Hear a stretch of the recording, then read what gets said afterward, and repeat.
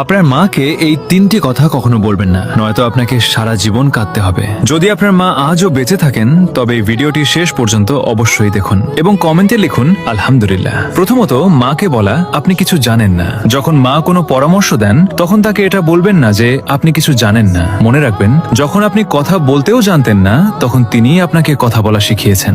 দুনিয়ার সবচেয়ে বড় অভিজ্ঞতা যদি কারো কাছে থাকে তবে তা আপনার মায়ের কাছে আছে।